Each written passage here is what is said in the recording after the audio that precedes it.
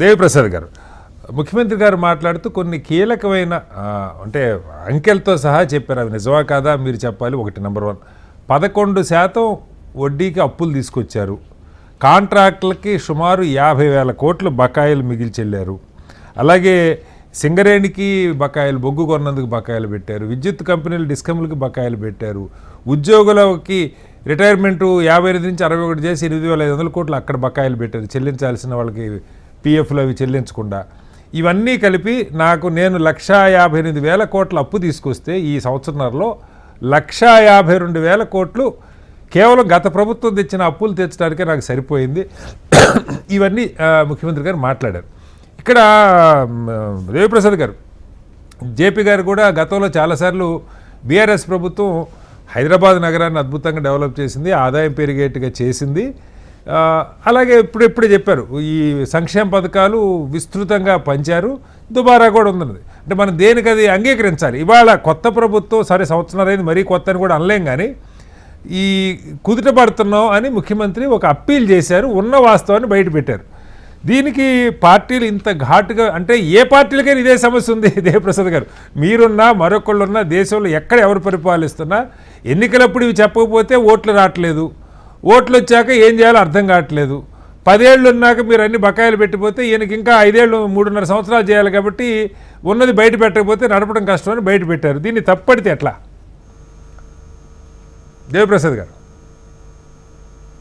దేవప్రసాద్ గారు మాట్లాడండి. హలో దేవప్రసాద్ గారు, మ్యూట్లో ఉన్నట్టున్నారు, ఒకసారి మాట్లాడండి. Yeah, go head sir. అందరికి నమస్కారం. జేపీ గారికి, విఠల్ గారికి, శోభక్ అందరికి నమస్కారం. కాంగ్రెస్ పార్టీ చేస్తున్నటువంటి దుష్ప్రచారం వల్లనే ఎన్నికల్లో గెలిచింది శ్రీనివాస్ గారు. ఎందుకంటే అప్పులు చేసిందని చెప్పి కదా మా మీద చాలా బదనాం చేసింది. ఈ అప్పులు ఎట్లా తీరుస్తారని కూడా బట్టి విక్రమార్క గారిని ప్రెస్ మీట్ లో విలేకరులందరూ అడిగితే వారు చెప్పినటువంటి సమాధానం మనకు తెలుసు. మాధవ్ 125 సంవత్సరాల చరిత్ర, మాకు చిదంబరం ఉన్నాడు, మాకు ఆర్థిక మన్మోహన్ సింగ్ స్ఫూర్తి ఉన్నది, ఇంకెవరిదో స్ఫూర్తి ఉన్నది, మేము అన్ని రాష్ట్రాలు రకరకాలుగా కథలు చెప్పి మేము దీన్ని అధిగమిస్తామని చెప్పారు. ఇంకొక మాట రేవంత్ రెడ్డి ఏమన్నాడు, మేము 1 సంవత్సరం కడుపు కట్టుకుంటే మాకు ఈ అప్పులు లెక్కనే కాదు, 1 సంవత్సరం మేము అందరం కడుపు కట్టుకుంటాము కాబట్టి మాకు ఈ సమస్యనే కాదని చెప్పారు. మన కడుపు తెరిచిందా, నోరు తెరిచిందా, ఇంకేం తెరిచిందో మనకు తెలియదు.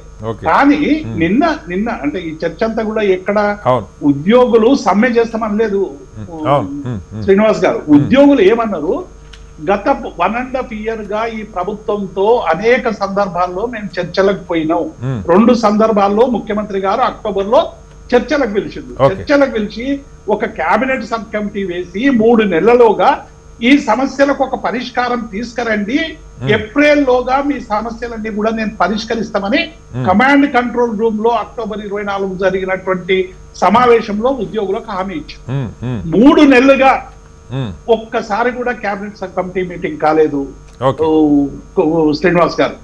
ఒక్కసారి కాలేదు, ఉద్యోగులు పిలవలేదు, ఉద్యోగులు మాట్లాడలేదు. ఉద్యోగులకు ప్రాథమిక సభ్యుల నుండి చాలా ప్రెషర్ వస్తా ఉంది. ఇప్పుడు 27 రాష్ట్రాలు ఉన్నాయి కొమ్మినేని గారు, శ్రీనివాస్ గారు. 27 రాష్ట్రాల్లో ఏ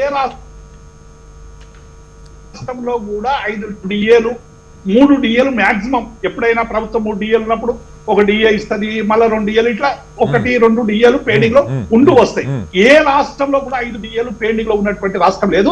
తెలంగాణ ఒకటే రాష్ట్రం. అప్పుల విషయంలో కూడా మీరు ఆర్బీఐ లెక్కలు తీసుకున్నా, ఇంకొక రాష్ట్రం లెక్కలు తీసుకున్నా, 27 రాష్ట్రాల్లో కింది నుంచి అప్పుల్లో 4వ స్థానంలో ఉన్నటువంటి రాష్ట్రం తెలంగాణ.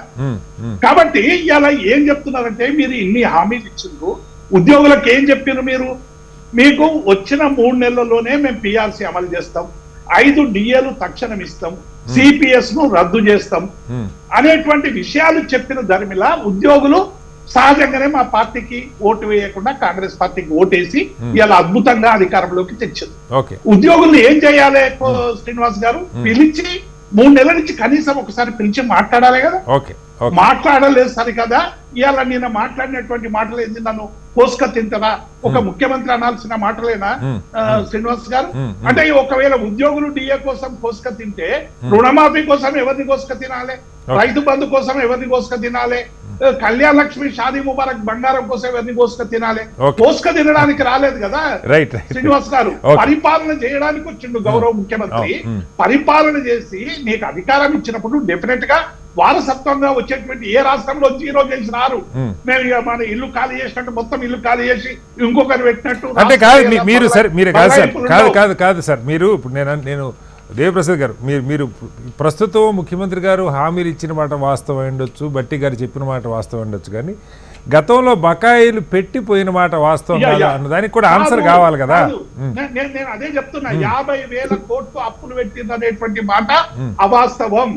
అప్పులు కడుతున్నాం 1,52,000 కోట్లు అన్న మాట వాస్తవం. ఆర్బీఐ ఇటీవల రిలీజ్ చేసినటువంటి దానిలో 72,000 కోట్ల రూపాయల వరకే వీళ్ళు అప్పులు కట్టిండ్రు. ముఖ్యమంత్రి గారు ఏం చెప్తున్నారు? ఓన్ రెవెన్యూ రిసిప్ట్ లో 6,500 అప్పులు కడుతున్నాం అన్నాడు. రవీంద్ర భారతిలో 6,500 ఉద్యోగులకు ఇస్తామన్నాడు. మిగతాయి మేము సంక్షేమం కోసం పెట్టుకుంటున్నాం అన్నాడు. నిన్న శాసనసభలో ఏం చెప్పిండు? 1,58,000 అప్పు తెస్తే 1,52,000 కోట్లు అన్నాడు. ఉద్యోగులకు 6,500 కోట్లు ఇస్తామని రవీంద్ర భారతిలో చెప్పిన ముఖ్యమంత్రి నిన్నేం చెప్పిండు? 5,500 అని చెప్పిండు. 1,000 కోట్లు అప్పటిదప్పుడే మాయం చేసేసిండు. నేను ఏమంటున్నా, ప్రభుత్వం చెప్తున్నటువంటి లెక్కలని బయట పెట్టండి. 50,000 ముఖ్యమంత్రి గారు బయట పెడతారు. ఉద్యోగ సంఘాలను వచ్చి ఆర్థిక శాఖ మంత్రి గారితో ఆర్థిక శాఖ అధికారులతో కూర్చోండి, ఎక్కడన్నా ₹1 ఎక్స్ట్రా ఉంటే నేను ఇస్తానని చెప్తున్నారు. శ్రీనివాస్ గారు ఇవన్నీ మాట్లాడడానికి 6 నెలలుగా వాళ్ళు చెప్పులు అనేటట్టు తిరుగుతున్నారు. వాళ్ళు కేవలం ఏమన్నారు? మేము 6 నెలలుగా తిరుగుతున్నాం, మా సమస్యలు పరిష్కారం అయితలేవు, కనీసం పిలిచి పెడుతున్నామని అన్నాడు. ఇప్పుడు రాహుల్ గాంధీని సోనియా గాంధీని ఈడీకి పిలిస్తే నిరసన తెలపలేదు రేవంత్ రెడ్డి గారు. నిరసన అట వేరే దేశాల్లో 2 గంటలు ఎక్కువ పని చేస్తారట. మీరు 2 గంటలు ఎక్కువ పని చేయండి. సోనియా గాంధీ కోసం రోడ్ల మీదకి ఎందుకు వచ్చిండ్రు శ్రీనివాస్ గారు? నేను ఏమంటున్నా, ఒక ముఖ్యమంత్రి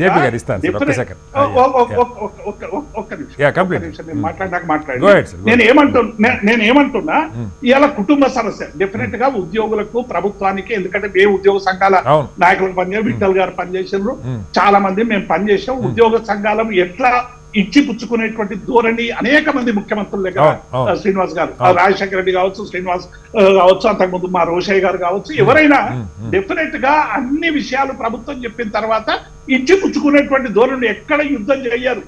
ఎక్కడ యుద్ధం చేయాలి అంటే వాళ్ళు ఉద్యోగ సంఘాలు సమరానికి సిద్ధం అన్న ఆయన పదం తీసుకొని మాట్లాడటం మొదలు పెట్టారు. ముఖ్యమంత్రి గారు ఒక పత్రికల్లో రాగానే పత్రికల్లో వచ్చిన దాని మీద కామెంట్ చేస్తారు. మేము చేస్తే అర్థం ఉంది, ఎందుకంటే మాకు ప్రభుత్వానికి సంబంధించిన సమాచారం తెలియదు. ఆయన చుట్టూ ఇంటెలిజెన్స్ ఉంటది, రోజు చుట్టూ చెప్పేటి వాళ్ళు ఉంటారు. ఇవన్నీ కూడా నేను ఏమంటున్నా, అందుకే ఇది రాజకీయాలకు సంబంధించినటువంటి సమస్య కాదు. మా ప్రభుత్వాన్ని అస్థిరపరిచే కుట్ర కొందరు ఉద్యోగులు అని చెప్తా ఉన్నాడు. ఎవరు అస్థిరపరచడానికి ఈ ఇది